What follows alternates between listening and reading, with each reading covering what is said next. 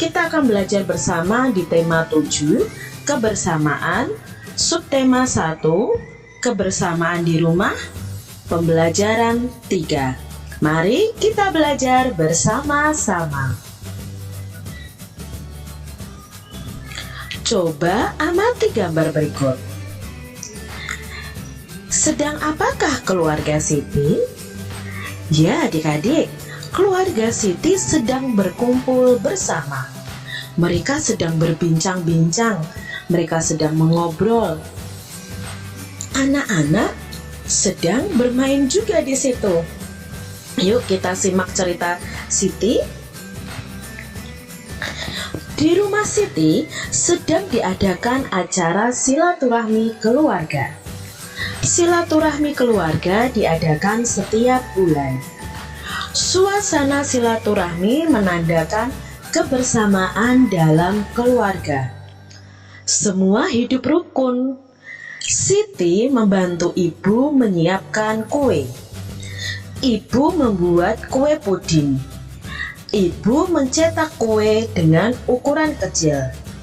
Ada yang diberi warna coklat, ada yang berwarna putih, ada yang diberi warna hijau, ada yang diberi warna merah. Semua menggunakan pewarna alami. Anak-anak bermain sambil menikmati kue puding. Mereka bergembira mendengarkan cerita teman. Di sini keluarga Siti sedang ada acara silaturahmi atau kumpul keluarga. Siti dan ibu menyiapkan kue. Ibu Siti membuat puding nih adik-adik.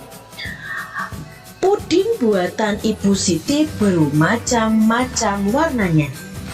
Ayo, warnanya apa saja? Ya, ada coklat, putih, hijau, dan merah. Semuanya memakai pewarna alami.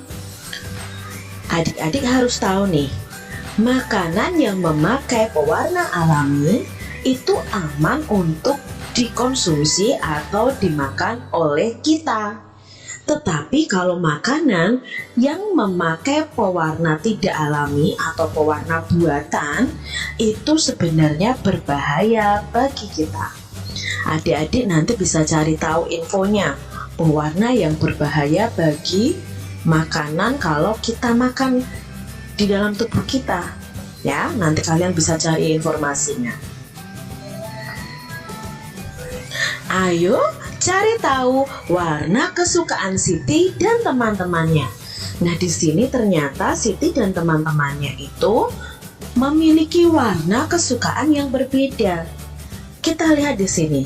Siti suka warna hijau, maka dia mengambil puding yang berwarna hijau. Sedangkan Ali suka warna coklat. Jadi Ali mengambil puding warna coklat. Sekarang Kak Citra tanya kepada adik-adik. Adik-adik suka warna apa? Hayo. Adakah yang suka warna merah? Warna hitam? Warna hijau? Kalau Kak Citra suka warna ungu adik-adik. Coba adik-adik nanti tanyakan kepada teman kalian, kepada keluarga kalian tentang warna kesukaan mereka. Boleh kalian tanya kepada ayah, ibu, adik, kakak, dan teman-teman kalian di sekolah tentang warna kesukaan mereka. Pasti warna kesukaan mereka berbeda-beda. Bagaimana sikap kita terhadap teman yang memiliki warna kesukaan yang berbeda dengan kita? Contohnya nih, Kak Citra suka warna ungu. Teman Kak Citra, si Joni, suka warna hitam. Bagaimana sikap Kak Citra terhadap Joni yang berbeda warna kesukaan dari Kak Citra? Yuk kita perhatikan. Yang pertama, kita harus saling menghormati walaupun berbeda warna kesukaan. Kak Citra harus menghormati si Joni, walaupun Joni warna kesukaannya berbeda dengan Kak Citra. Begitu juga dengan kalian. Tidak mengejek warna kesukaan teman. Tidak boleh mengejek warna kesukaan teman yang berbeda dengan kita. Ah, Joni, warna kesukaanmu itu kan hitam, jelek. Tidak seperti itu adik-adik. Tidak boleh mengejek warna kesukaan teman kita. Tetap berteman walaupun berbeda warna kesukaan. Jangan seperti ini adik-adik. Ah, aku mau berteman sama anak yang warna kesukaannya merah saja. Aku kan suka warna merah. Bukan seperti itu. Tetapi tetap harus mau berteman dengan semua orang. Sambil menikmati kue puding, Siti dan saudaranya bertukar cerita. Siti dengan antusias menceritakan dongeng ular dan tikus.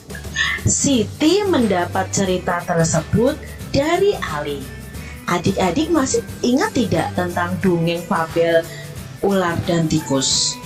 Kalian bisa lihat atau menonton video Kak Citra yang tema 7, subtema 1, pembelajaran 1, dan pembelajaran 2. Di situ dijelaskan tentang dongeng ular dan tikus. Kita harus mengingat adik-adik, ada beberapa unsur dalam dongeng.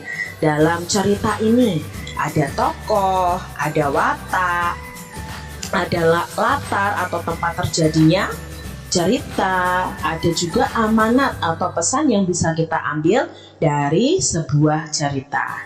Nah, di sini Siti melontarkan beberapa pertanyaan terkait dengan dongeng tadi adik-adik. Kita lihat ya. Yang pertama, mengapa sang ular ingin memangsa tikus? Ayo, mengapa? Iya, karena ular merasa lapar dan ular malas untuk mencari makan adik-adik.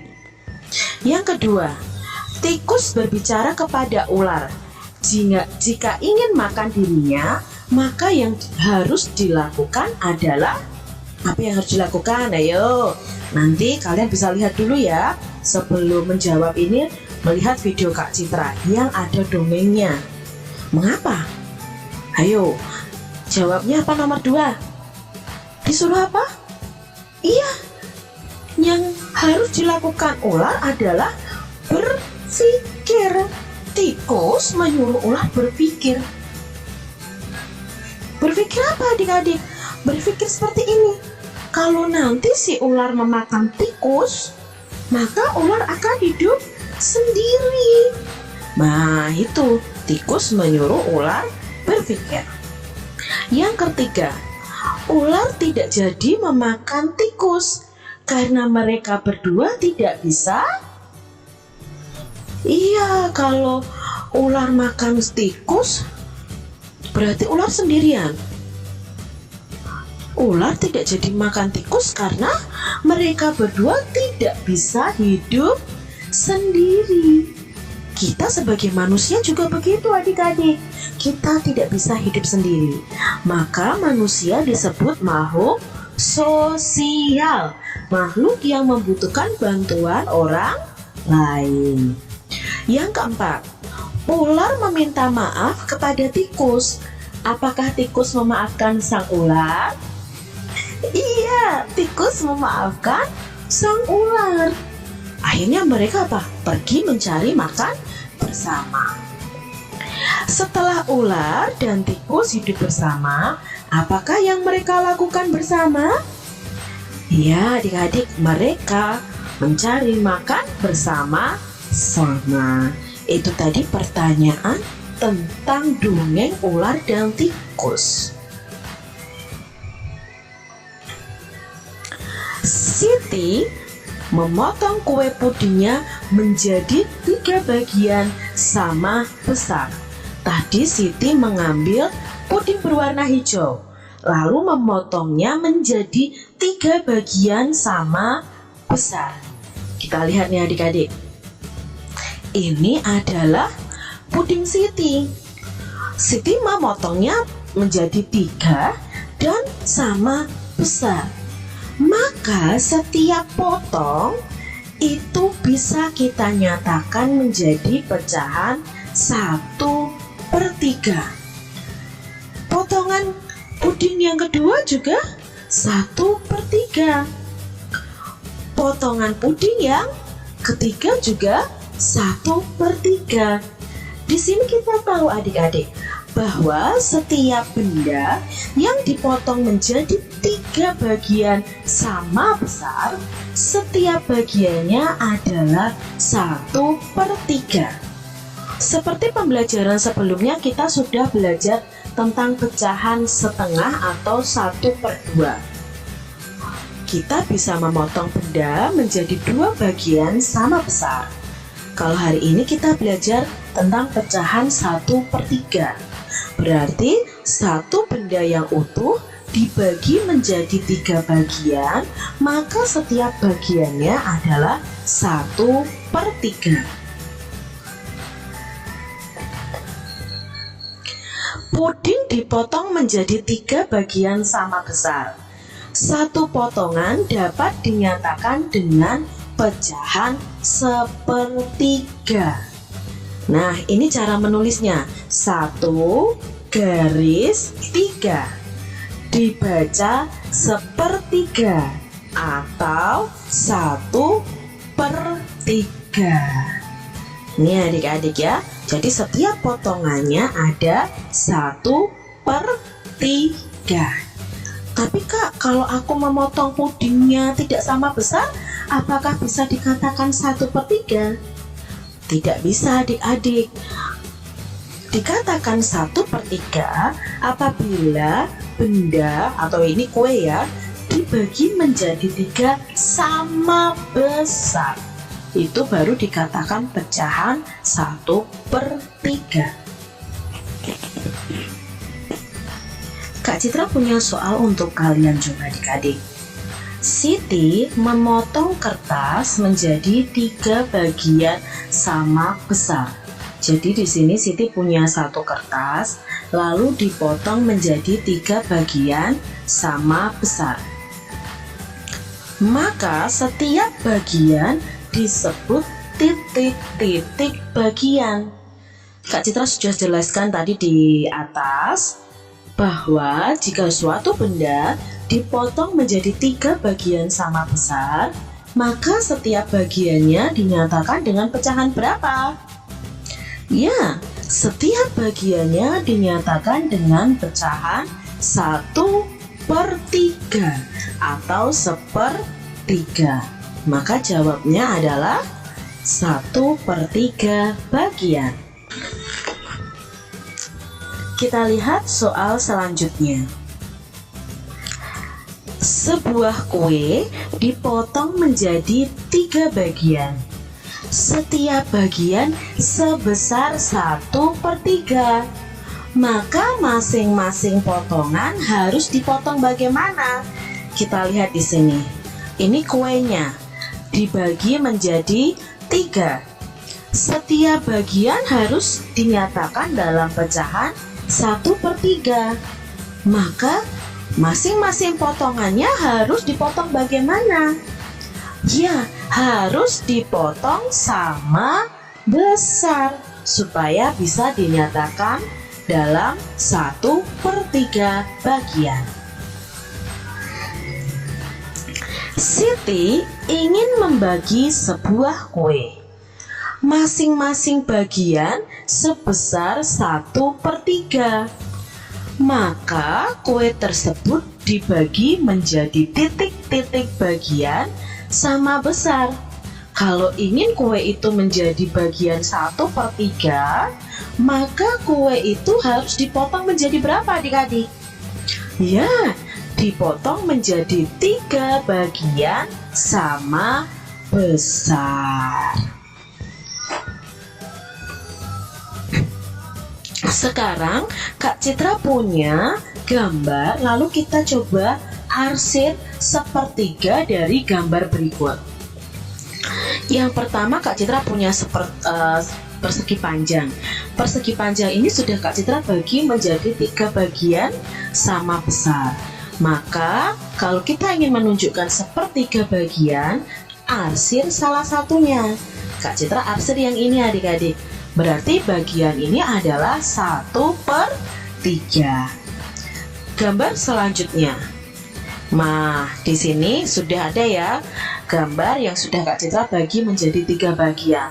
Lalu untuk kita arsir, pilih salah satu karena hanya 1 bagian dari 3 bagian yang ada. Nah, ini yang Kak Citra arsir. Itu cara mengarsir sepertiga dari sebuah gambar. Coba di sini ada pertanyaan. Kamu jawab pertanyaan berikut dengan memilih sikap yang benar. Siti mempunyai puding warna hijau. Sikap Siti terhadap Dayu yang menyukai puding warna coklat adalah: apakah mengejek, menghormati, atau bertengkar? Ya, jawabnya menghormati. Yang kedua, Siti dan Dayu menyukai puding yang berbeda. Maka mereka harus mengolok atau mengejek, menghormati, rukun. Mana adik-adik? Ya, jawabnya ada 2, menghormati dan rukun. Pertanyaan yang ketiga, Siti memiliki kue. Siti membagi kue tersebut menjadi 3 bagian sama besar. Kemudian Siti membagi 1/3 bagian kepada Dayu dan 1/3 bagian diberikan kepada Edo. Siti menunjukkan sikap adil, angkuh, atau dengki. Di sini Siti membaginya sama besar, berarti sikap Siti adalah sikap adil. Pertanyaan yang keempat, Siti dan keluarganya selalu tolong-menolong. Mereka tidak pernah bertengkar. Mereka saling menyayangi. Siti dan keluarganya selalu hidup mewah, hidup rukun, atau hidup ramai. Ya, Siti dan keluarganya selalu hidup rukun.